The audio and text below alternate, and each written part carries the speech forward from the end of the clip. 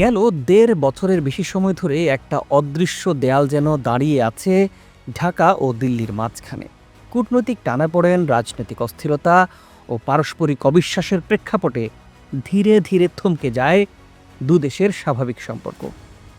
কিন্তু রাজনৈতিক দৃশ্যপট বদলেছে। নতুন সরকার ক্ষমতায় এসেছে। প্রধানমন্ত্রী হিসেবে তারেক রহমান দায়িত্ব গ্রহণের পর ভারতের পক্ষ থেকে অভিনন্দন বার্তাও এসেছে। নরেন্দ্র মোদী তার বার্তায় ভারত সফরের আমন্ত্রণও জানিয়েছেন। এমন এক প্রেক্ষাপটে নতুন এক সিদ্ধান্ত আবারও ওলটপালট করে দিয়েছে সম্পর্কের সমীকরণ।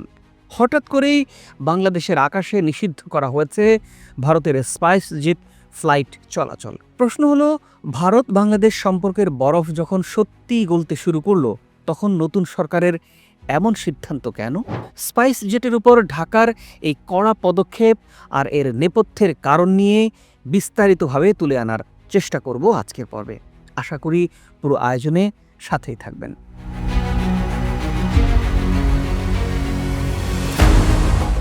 ভারতের সাথে ভিসা কার্যক্রম বন্ধ থাকায় ঢাকা কলকাতা আকাশপথে যাত্রী সংকটের ধস নামে। এই সংকটের চাপ সহ্য করতে পারেনি বেসরকারি এয়ারলাইন্স নভোএয়ার। তবে পুরোপুরি বন্ধ করে দেয় ঢাকা কলকাতা ফ্লাইট। দেশের সবচাইতে বড় বেসরকারি এয়ারলাইন্স ইউএস বাংলা চট্টগ্রাম কলকাতা ফ্লাইটও স্থগিত রেখেছে। এমনকি জাতীয় পতাকাবাহী সংস্থা বিমান বাংলাদেশ এয়ারলাইন্স ভারতগামী ফ্লাইট প্রায় ৬০% কমিয়ে নামমাত্র পরিচালনা করছে।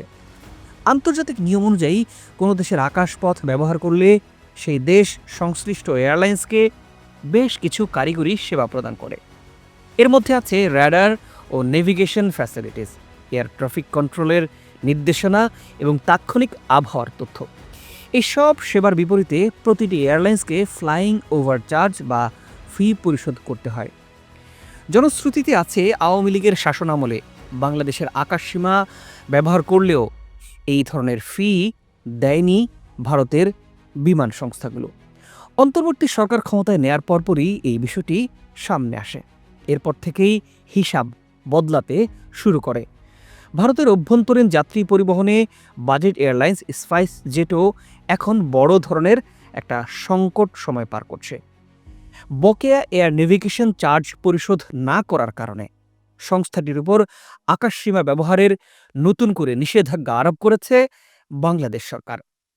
এর ফলে স্পাইস জেটের পূর্বাঞ্চলগামী ফ্লাইটগুলো এখন দীর্ঘ পথ ঘুরে চলাচল করতে হচ্ছে।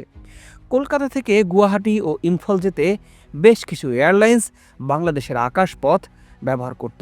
মূলত বাংলাদেশের বুক ছিঁড়ে অল্প সময়ে গন্তব্যে পৌঁছানো আর জ্বালানি খরচ কমানোই এই এয়ারলাইন্সটির মূল উদ্দেশ্য ছিল। এর মধ্যে স্পাইস জেটের ফ্লাইটগুলো এখন আর বাংলাদেশের আকাশসীমা ব্যবহার করতে পারছে না। দীর্ঘদিনের বকেয়া এয়ার নেভিগেশন চার্জ পরিশোধে ব্যর্থ হওয়ার কারণে ঢাকা এই কঠোর সিদ্ধান্ত নিয়েছে বলে জানা গেছে।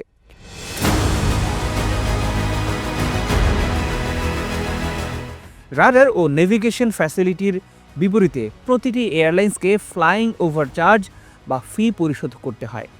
উড়োজাহাজের আকার ভেদে এই চার্জের পরিমাণ $150 থেকে $500 পর্যন্ত হতে পারে। প্রতিটি ফ্লাইটের রাডার রেকর্ড অনুযায়ী মাস শেষে সংশ্লিষ্ট এয়ারলাইন্সের কাছে বিল পাঠানো হয়।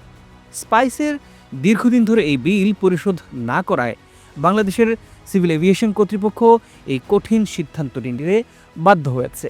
আকাশসীমা ব্যবহারের এই নিষেধাজ্ঞা সরাসরি প্রভাব পড়েছে স্পাইস জেটের উপর।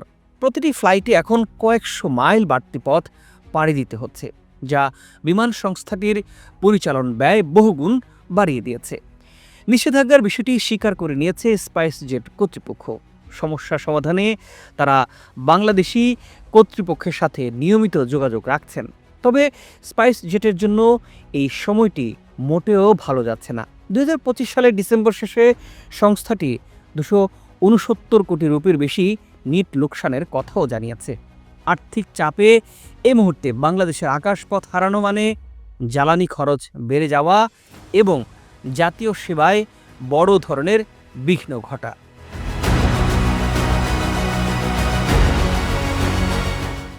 এরই প্রভাব পড়েছে তাদের শেয়ার বাজারেও। বৃহস্পতিবার মুম্বাই স্টক এক্সচেঞ্জে স্পাইস জেটের শেয়ার দর প্রায় 1% পড়ে গেছে। বিশেষজ্ঞরা বলছেন স্বল্প দূরত্বের পূর্বাঞ্চলীয় রুটে সময় ও জ্বালানি সাশ্রয়ের জন্য বাংলাদেশের ওভারফ্লাইট অনুমতি অত্যন্ত গুরুত্বপূর্ণ। এই নিষেধাজ্ঞা যদি দীর্ঘায়িত হয় তবে স্পাইস জেটের জন্য প্রতিযোগিতামূলক বাজারে টিকে থাকা অত্যন্ত কঠিন হয়ে পড়বে। শুধু আর্থিক ক্ষতিই নয়, শিডিউল বিপর্যয়ের কারণে যাত্রীদের আস্থাও হারাতে পারে এই সংস্থাটি। আর্থিক তহবিল সংগ্রহের মাধ্যমে নিজেদের পুনর্গঠনের চেষ্টা করছিল স্পাইসজেট। বকেয়া বিলের দায়ে প্রতিবেশী দেশের আকাশসীমা হারানো সেই চেষ্টায় বড় বাধা হয়ে দাঁড়িয়েছে।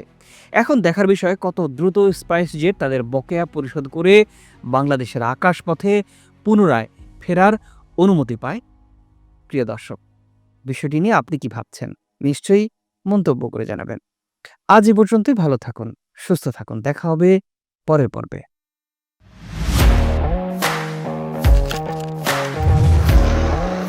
প্রফেশনাল স্টুডিও খুঁজছেন? ঢাকার প্রাইম লোকেশন নয়াপল্টনে দেশ সমাচার স্টুডিও আপনার কন্টেন্ট প্রোডাকশনের নির্ভরযোগ্য ঠিকানা। এখানে পাবেন 4K ক্যামেরায় মাল্টি অ্যাঙ্গেল রেকর্ডিং, আছে গ্রিন ও ব্ল্যাক স্ক্রিন সেটআপ, উন্নত মানের মাইক্রোফোন ও sound proof voice over booth. আপনার পছন্দ মতো স্টুডিও ডিজাইন করার সুযোগও থাকছে। Hazrat Shahjalal news content, talk show, interview বা পডকাস্ট যা কিছুই করেন এখানে পাবেন প্রফেশনাল সেটআপ আর ফুল এডিটিং সাপোর্ট। আপনার চাহিদা অনুযায়ী বুক করতে পারেন আজই। কল কিংবা হোয়াটসঅ্যাপ করুন এই নাম্বারে 017202106557। ভিজিট করুন আমাদের ওয়েবসাইট ও ফেসবুক পেজ।